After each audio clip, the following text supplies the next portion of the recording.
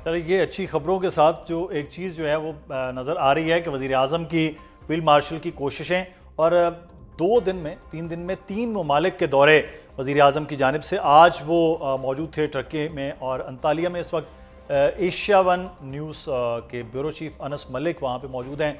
अनस से बात करें, वहाँ वज़ीर-ए-आज़म भी थे, बाकी ममालिक में, क्योंकि फ़ोरम भी आज जो है वो डिप्लोमेसी फ़ोरम में ख़ासी लंबी चौड़ी बात हुई है।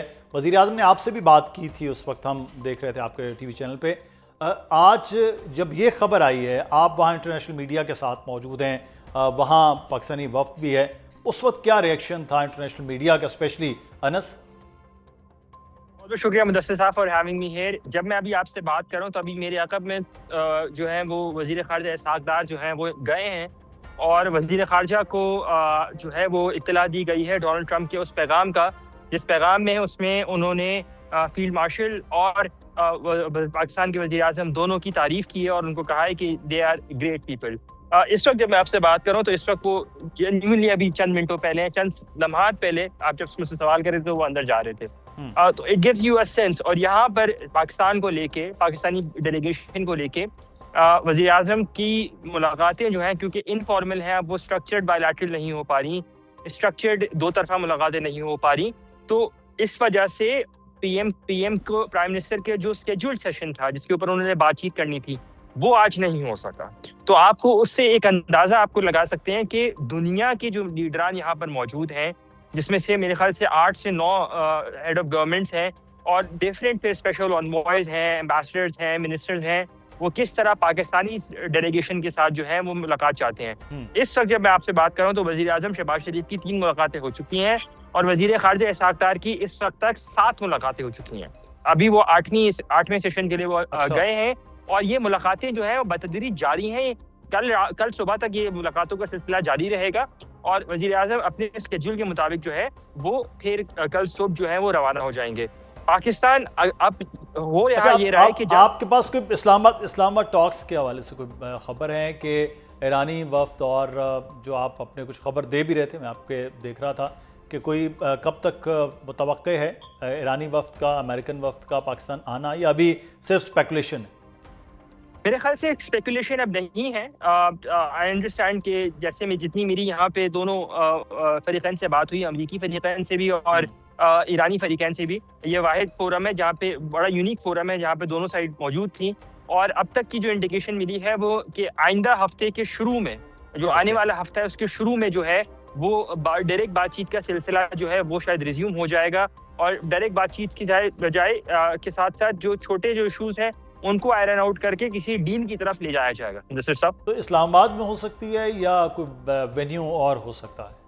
देखें, वेन्यू तो बड़ा क्लियर है और ये इस्लामाबाद में ही होनी है। ठीक। पहले कहीं और स्पेकुलेट किया जा रहा था, लेकिन अब ये बात जो है बहुत ज़्यादा वाज़े होती जा रही है। जैसे वक्त ज़्यादा जा रहा है, पर टाइम पास होता जा रहा है, उतना ज़्यादा वाज़े होता जा रहा है कि ये बातचीत का सिलसिला इस्लामाबाद में ही होगा। इस्लामाबाद से जहाँ से आगाज़ हुआ है वहीं पे इंशाल्लाह इसके अख्ताम की तरफ भी होगा। डॉक्टर जमील अहमद खान साहब, ब्रेक से पहले मैं एक चीज़ आपसे यहाँ पे जानना चाहूँगा। इस वक्त जंग बंदी के मामलात हो गए, उसके बाद एकदम से हमने इंटरनेशनल ऑयल मार्केट में भी देखा डिक्लाइन आया, 11 पॉइंट समथिंग में आ रहा है और ये भी अब कहा जा रहा है कि इसका सस्टेन भी वो नज़र आएगा। लेकिन इस वक्त एक जो बड़ा अहम पॉइंट है पाकिस्तान में इस्लामाबाद टॉक्स के हवाले से, कि क्या अमरीकी सदर का आना क्या ज़रूरी हो सकता है या चीज़ें जैसे पहले चली हैं उस तरह से चलाई जा सकती हैं कि वाइस प्रेसिडेंट हों या बाकी जो सेकंड टियर जिसे हम कहते हैं वो बातचीत कर पाएँ?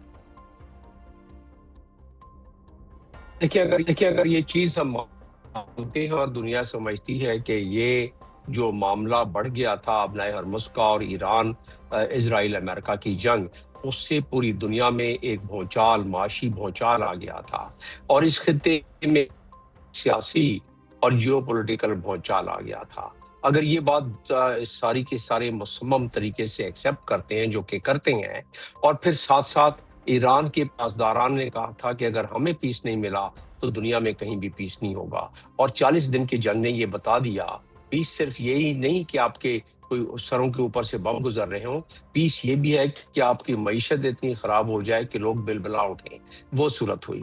तीसरी चीज, जिस तरह की अभी जिक्र भी हो रहा था, सियासी और माशी कास्ट के साथ साथ सियासी कास्ट इसकी बड़ी बढ़ने लगी, जिन्होंने जंग शुरू की थी।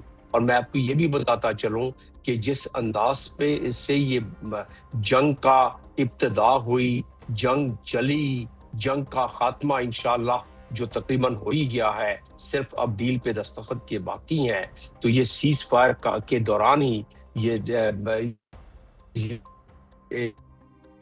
भी साइन होने का अब तो वाजे हमें एक इंडिया मिल गया है। तो ऐसी सूरत ट्रंप तो अपनी जगह पे उनको एक फेस सेविंग मिल जाएगी। सियासी जो साख थी उसको थोड़ा सा रुकावट आ जाएगी, बल्कि वो डोनाल्ड ट्रंप का जो अंदाज है वो दोबारा बढ़ाने की कोशिश करेंगे, लेकिन वो ये जंग खा जाएगा। और महसूस ये होता है कि नेतन्याहू जिस तरीके से उनके इस वक्त रेटिंग में तनज़्ज़ुली हुई है, वैसे तो बिल्कुल सर, ये एक बड़ा इंपॉर्टेंट मामला जिस पे आप बात कर रहे हैं। हमें छोटा सा ब्रेक लेना है। जमील साहब आपका शुक्रिया, खालिद चिश्ती साहब हमारे साथ मौजूद थे, अनस मलिक, आप तीनों अब आपका शुक्रिया अदा करते हैं। वापस आते हैं, फिर बात करते हैं कि अब नए हरमुज़ खुलने के बाद, तेल की कीमतें कम होने के बाद अब सूरत हाल किस जानिब हो सकती है। वो कहा जा रहा है कि पाकिस्तान ने पूरी दुनिया की मईशत को बचा लिया। ब्रेक के बाद वेलकम बैक नाज़रीन। पाकिस्तान की कामयाब सफारतकारी के बाद बिलाखिर आज ईरान ने अब नए हरमुज़ को खोलने का ऐलान कर दिया, जिसके बाद आलमी मार्केट में तेल की कीमतों में कमी रिकॉर्ड की गई। मशरक़ वस्ता में कशीदगी कम करने के लिए पाकिस्तान की कामयाब सफारतकारी जहां आज पूरी दुनिया की मईशत के लिए बेहतर साबित हो रही है, वहीं पाकिस्तानी मईशत पर भी इसके कुछ डायरेक्ट असरात मुरतब हो रहे हैं। मशरक़ वस्ता में क़याम अमन के मिशन के दौरान पाकिस्तान की कामयाब सफारतकारी के बायस सऊदी अरब की जानिब से पाकिस्तान को $2 अरब का डिपॉजिट भी मौसूल हुआ, जिससे मुल्क के ज़र मुबादला ज़खायर को सहारा मिला है और फौरी माली दबाव में भी कमी आई है। पाकिस्तान की कामयाब सफारतकारी की आलमी मईशत और खुसूसन पाकिस्तानी मईशत पर क्या असरात मुरतब होने जा रहे हैं, पर बात करेंगे। हमारे साथ मौजूद हैं माशी अमूर के माहिर फरहान बुखारी साहब। बहुत शुक्रिया फरहान बुखारी साहब आपके वक्त का। जहां हम डिप्लोमेसी में आगे बढ़ रहे थे, अब हम इसको ये भी कहें कि फाइनेंशियल डिप्लोमेसी भी थी, जिसके बाद कुछ डिपॉजिट कैसे से आया है सऊदी अरब से आने वाला, उसके बाद कुछ चीज़ें बेहतर हुई और सबसे इम्पॉर्टेंट आबना हरमुज़ खुलने के बाद फौरी आलमी मार्केट में तेल की कीमतों के बाद क्या सिचुएशन पूरी दुनिया की मार्केट के साथ पाकिस्तान में भी बेहतरी को नज़र आएगी? जी बहुत शुक्रिया।